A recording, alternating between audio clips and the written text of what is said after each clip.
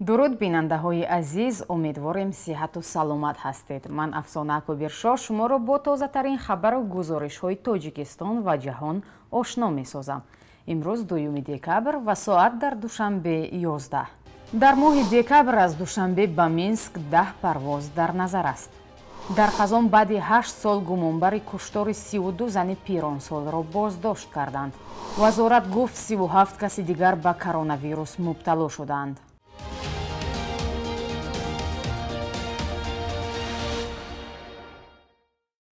ширкати Сомонер эълон кард, ки ҳавопаймоҳояш дар моҳи декабри имсол ба шаҳри Минск 10 парвоз анҷом хоҳанд дод. ба иттилои масъулони ширкат, парвоз ба пойтахти Беларус бо риояи чораҳои беҳдоштӣ сурат мегирад. мусофироне, ки таби баланд доранд, ба дохили ҳавопаймо роҳ дода намешаванд. таъкид шудааст дар изҳороте, ки рӯзи 1 декабр нашр шуд. илова бар ин, аз мусофирон нусхаи маълумотномаи гирифтор набудан ба COVID-19 бо забонҳои русӣ, беларусӣ ва ё англисӣ талаб мешавад. аз кӯдакони то 3 сола чунин маълумотнома намесупоранд.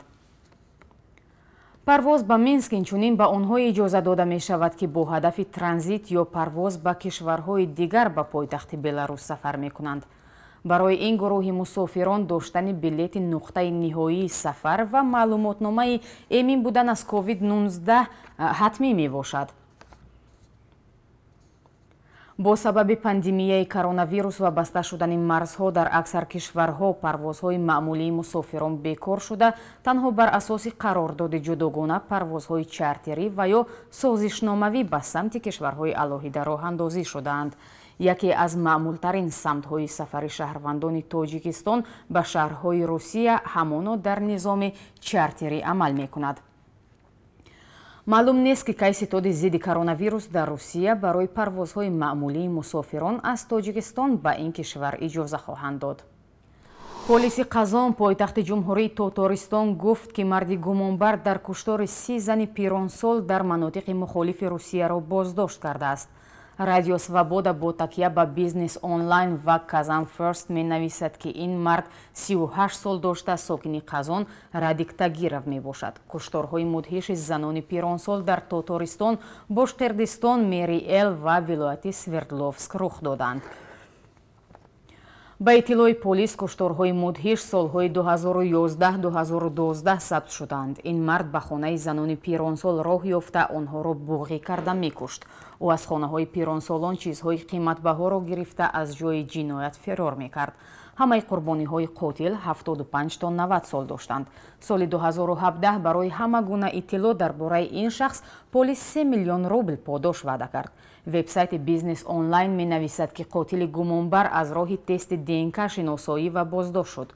тафтишот гуфтааст, ки дар ҷои қатли 2 зан дар Екатеринбург қотил як дафъа румол ва дафъаи дигар фандакашро фаромӯш кардааст ва бар асоси изи арақи дасташ тавонистанд маълум кунанд, ки ин кори дасти як нафар мебошад. намояндагони Вазорати тандурустии Тоҷикистон гуфтанд, ки дар шабонарӯзи гузашта 37 мавриди дигари гирифторӣ ба коронавирусро сабт карданд. дар умум ба иттилои расмӣ аз охири моҳи апрел то 1 декабр 12231 кас бемор шуданд. Вазорат талафот аз бемории ҳамагиро 86 нафар шумурд ва иддао кард, ки тақрибан 12000 кас ё беш аз 95% шифо ёфтанд.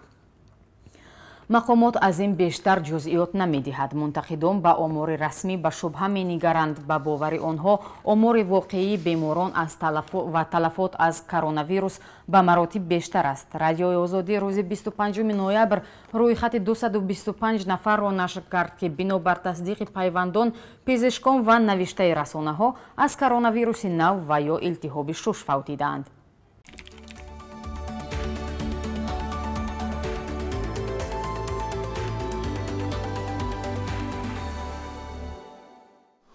аз моҳи январ то октябри соли 2020 дар Тоҷикистон нисбат ба ҳамин давраи соли 2019 афзоиши таваллуд ба қайд гирифта шудааст. дар ин бора хабаргузории Спутник бо истинод ба агентии омори назди президенти ҷумҳурии Тоҷикистон хабар додааст.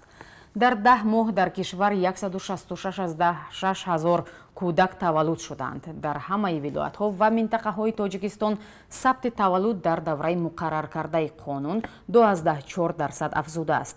طبق حساب‌های پیشکی کوفیسیانت عمومی تولد و فوت متناسباً 23.7 و 4.1 را بر سر 1000 نفر اهالی تشکیل داده است. به اطلاع اگنتی امور مقدار فوت کودکان نیز در تاجیکستان افزوده است. از اول سال 2020 در مملکت 28.9 نفر آدمان فوتیدند که 1.6 نفرشان کودکان تا 1 ساله می باشند. سازمان منع سلاح‌های کیمیایی از مسکو دعوت کرد که جزئیات زهرآلودسازی مخالف روس الکسی ناوالنی را آشکار کنند.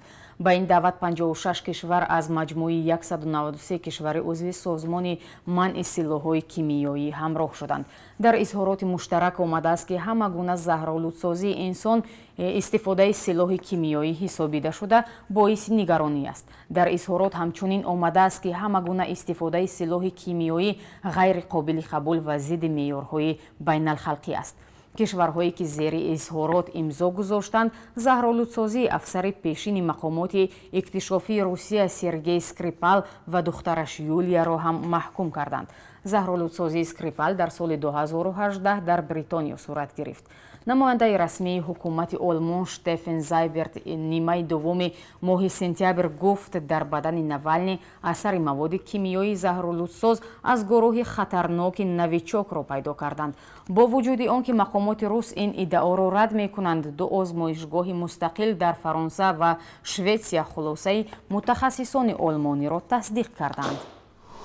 پاندمیای коронавирус با بسته شدن مرزها به کار صاحبان دکان‌های تحفه فروشی و ارمغان‌های ملی ضرر رساند. اکثر مشتری‌ها در این دکان‌ها شهروندان خارجی و گردشگران بودند.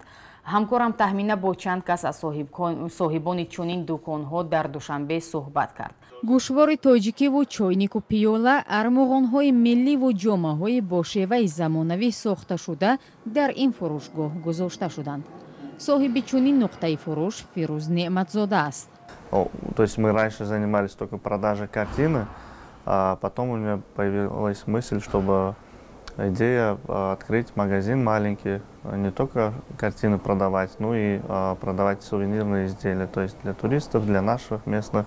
яке аз фурӯшгоҳҳо ки дар меҳмонхонаи ҳаят буд баста шуд ва ҳамкорӣ бо баъзе ҳунармандон низ қатъ шуд.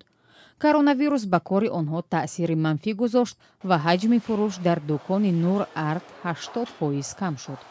аксаран аз ин дуконҳо сайёҳони хориҷӣ тӯҳфа мехариданд ва бо баста шудани марзҳо корашон мушкилтар шуд. аммо дар чунин шароит ҳам Фирӯз корашро идома медиҳад. ӯ тавонист фурӯшро дар Инстаграм ба роҳ монад. В месяц 2-3 посылки отправляем в Европу, там, в Америку, в другие страны. Там. Ну, почта и Таджикс, к счастью, сейчас хорошо работает. ин фурӯшгоҳи атиқа воқеъ дар хиёбони рӯдакӣ аз Ҷаъфар Ҷалолов аст. инҷо ҳама чизро пайдо кардан мумкин аст. аз нишонҳои советӣ то самаворҳои русӣ. маҳсулоти инҷо аз саросари Тоҷикистон меояд. мардум мебиёрад барои мо, аз дигар ноҳияҳо мебиёранд, аз дигар рӯстоҳо мебиёранд.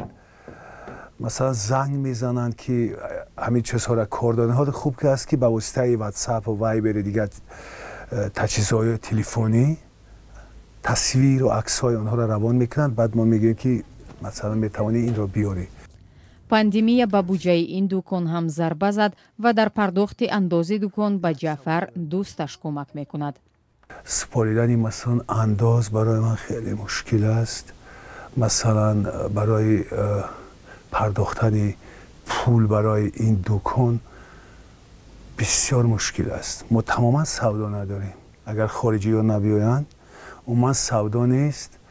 در شهر دوشنبه چند فروشگاه ارمغان یا تحفه‌های ملی عمل می‌کند که اکثر خریداران آنها خارجی ها هستند و با سبب کرونا ویروس در تاجیکستان که پروازها از خارج خیلی کم شد، به تجارت این صاحبکاران تأثیر منفی رساند. بانک ملی ارزش سامانی را نسبت به اسعار خارجی برای امروز 2 دکبر چنین تعیین کرده است.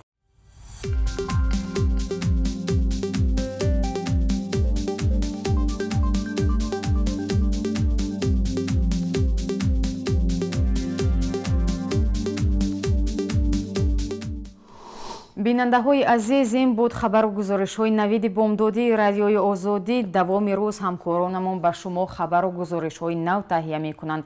сомонаи радиои озодиро пайгирӣ кунед ва аз воқеаҳои рӯз бохабар бошед. То барномаи баъди, худоҳофиз.